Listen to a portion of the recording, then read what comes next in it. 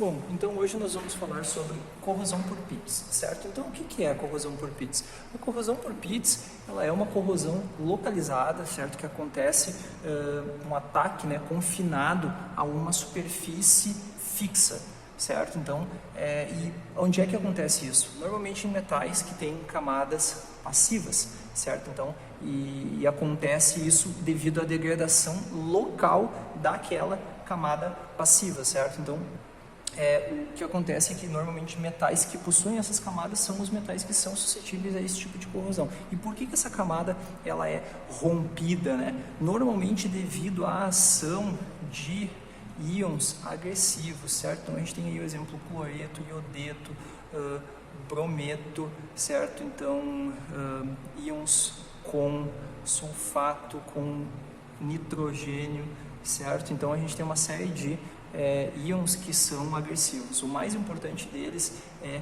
o cloreto, porque ele é um cara onipresente, ou seja, ele está presente em praticamente tudo, na água potável, na água do mar, dentro do nosso corpo. Então, mesmo em situações de dispositivos eletrônicos, no manuseio, o nosso suor possui cloreto, então ele vai estar presente, né, podendo reagir e causar corrosão por pits. E o cloreto ele tem algumas características que tornam ele um ótimo candidato para atacar essas camadas passivas, que ele é extremamente eletronegativo, certo? Ele tem uma difusividade grande e ele tem um tamanho razoavelmente pequeno, certo? Então ele é capaz de penetrar aí dentro das estruturas dos filmes passivos, certo? Então, como é que a gente estabelece a tendência de um metal a sofrer corrosão por pits? A gente tem que ir para aquele nosso diagrama, certo? O potencial por corrente, a gente vai ter a reação catódica aqui, que não é o nosso interesse. Depois nós vamos ter a região passiva, certo? E aí, num dado ponto, o que pode acontecer, certo? Pode acontecer o seguinte, aqui a gente teria a evolução de oxigênio, certo? Mais ou menos em 1 volt, só que se tiver o cloreto presente, pode ser que o metal comece a corroer antes, certo? Então a corrente suba antes, certo? E aí a gente chama isso daqui de potencial crítico de pit, certo? Então é o potencial aonde a camada passiva não é mais capaz de sustentar esse ataque do cloreto, certo? E aí, falando ainda do cloreto, qual é o efeito da concentração do cloreto nesse potencial de pit? Bom, normalmente, o que vai acontecer? Quanto mais cloreto tiver, mais para a esquerda a gente vai estar deslocando esse potencial de pit. A gente poderia dar um exemplo aqui, a gente tem 0,01 molar de cloreto, aqui 0,1 molar de cloreto e aqui 1 molar de cloreto. Então, a gente vai deslocando para a esquerda, fica cada vez mais fácil formar esse pit.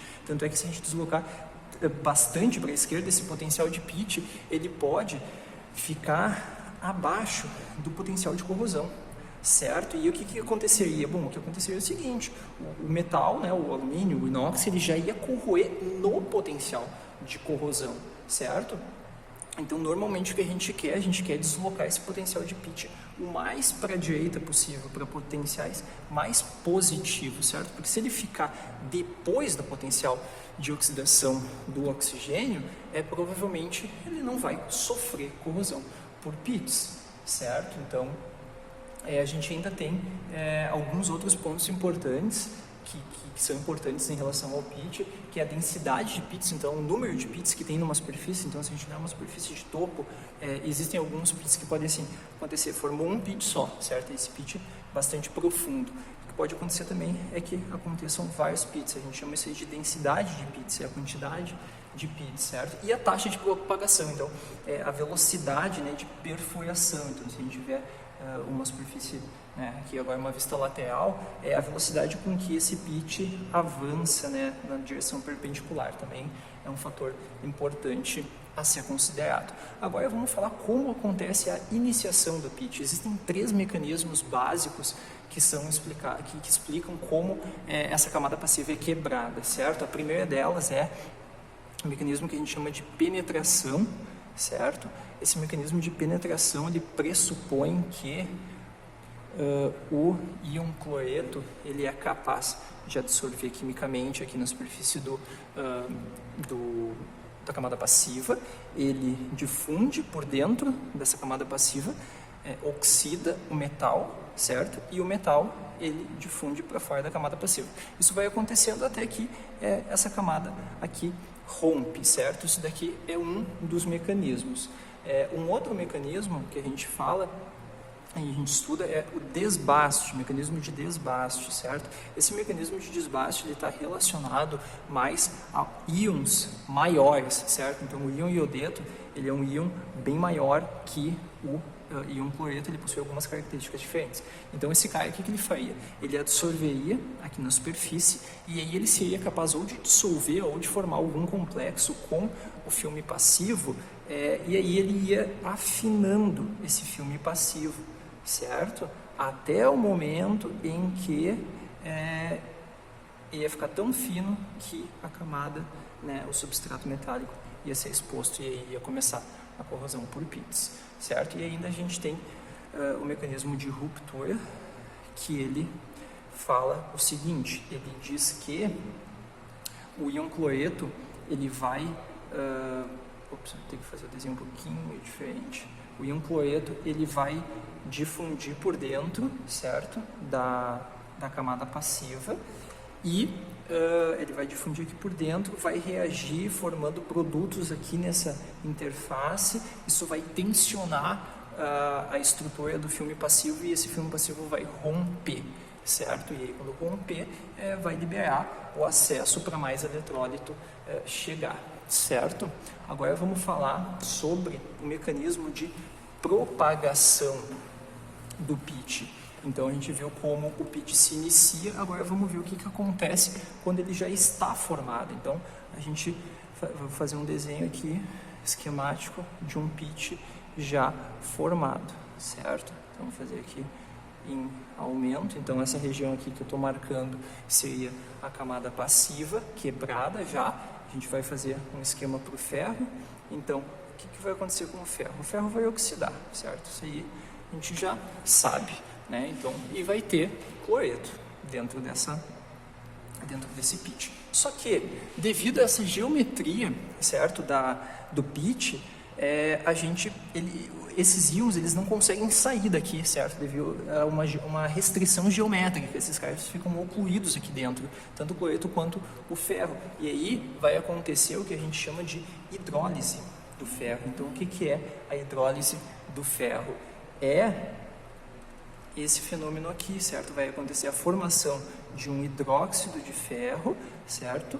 Mais a formação de hidrogênio, certo? E aí essa hidrólise pode acontecer de duas formas no caso do ferro, certo?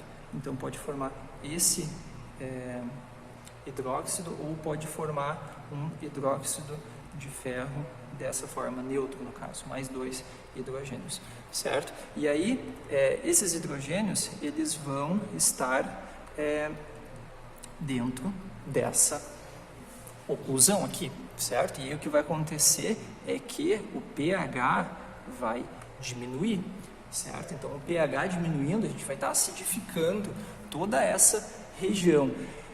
E aí acontece mais um fenômeno que é, como tem muito H+ aqui, então essa região toda fica carregada positivamente por migração, certo? Que é uma força eletromotriz causada por essa diferença de carga. O íon cloreto ele vai ser atraído para dentro desse pitch, certo? Então aí a gente vai ter mais cloreto aqui dentro, que vai causar, né, uma aceleração desse processo. Então tudo isso que está acontecendo, a gente percebe que o pitch ele está se retroalimentando, então ele mesmo torna as condições internas favoráveis para que a corrosão aconteça cada vez mais rápido, certo? E a gente chama isso de natureza autocatalítica, certo? A gente ainda tem mais um fator acontecendo, que é toda a reação catódica, ela está acontecendo nessa região aqui, certo? Então a região catódica ela é basicamente, né, o oxigênio dissolvido se transformando em hidroxilas. Então a gente ainda tem uma diferença de pH, que o pH nessa região aqui está aumentando, o pH aqui está diminuindo. Isso, todos esses fenômenos aumentam a diferença de potencial entre essa região e essa região, e isso acelera mais ainda o processo de corrosão por pits, certo? Agora, ainda falando um pouquinho mais sobre pits, a gente tem um um outro conceito interessante, que é o conceito de potencial de proteção. Então a gente vai fazer aquele gráfico novamente, potencial por corrente. A gente tem uma região catódica, região anódica, certo? A região aonde acontece a formação do pitch. E aí, quando a gente pode polarizar, a gente pode reverter o sentido dessa polarização, vai acontecer isso daqui com a curva. Então o potencial vai ir diminuindo e a corrente vai ir diminuindo, certo? E aí vai ter um ponto onde vai acontecer a interseção dessas curvas, certo? Isso nós chamamos de potencial de proteção. O que é esse potencial de proteção? É uma medida, certo? Uma caracterização que nós fazemos de metais que sofrem corrosão por pits, que é o seguinte, por exemplo, se já tiver um pit pré-formado e o potencial daquele eletrodo estiver abaixo, né, então para esse lado aqui do potencial de proteção, aquele pit não vai crescer, então a camada passiva ela vai ser capaz de se reestabelecer. Agora, se o potencial de proteção, se o pit pré-formado estiver acima desse potencial de proteção, o pit vai crescer, certo? Então, é uma maneira de nós caracterizarmos a corrosão por pits, certo? E agora vamos falar um pouquinho da proteção, né, contra a corrosão por pits. A gente tem, primeira delas, manter o potencial abaixo, certo, do potencial de pitch. Então, isso daqui é uma maneira de proteger. Então, se a gente conhece o potencial de pitch, a gente pode aplicar uma polarização para deixar esse cara abaixo, certo? 2, a gente pode aplicar inibidores, certo, de corrosão, que vão dificultar a formação desse pitch, vão atuar, né, reforçando aquela camada, né, ou jogando o potencial de pitch lá para a direita. Então, uma outra maneira. E 3, a gente vai ter que ir para alteração de projeto, então seleção de materiais, certo? Então, isso daí quando a gente não tem outra alternativa, a gente muda o material. Então, a gente tinha alumínio, a gente pode ir lá para o ácido inoxidável, certo? E dentro dos ácidos inoxidáveis, a gente tinha 304 e 316. 316, ele tem molibdênio. O molibdênio, ele torna a camada passiva do ácido inoxidável mais estável, então fica mais difícil de o filme se formar, certo? A gente ainda tem o titânio, que é um ótimo cara, né, que tem uma boa resistência contra pitches. Então, e aí todos os metais que sofrem, que tem camada passiva, eles podem sofrer a corrosão por pitts. Metais que não têm camada passiva também podem sofrer corrosão por pitches, certo? Então, devido a condições específicas, por exemplo, se a gente tiver um aço em meio neutro com um inibidor, né? Então, o inibidor pode ser o cara que está fazendo a formação de uma camada que tem um comportamento passivo. E aí, se o cloreto consegue quebrar essa camada gerada por esse inibidor, vai acontecer uma corrosão localizada, certo? E aí vai acontecer corrosão por pitches no aço, em meio neutro, que teoricamente ele deveria corroer por corrosão generalizada, certo? Então, por hoje, acho que era isso.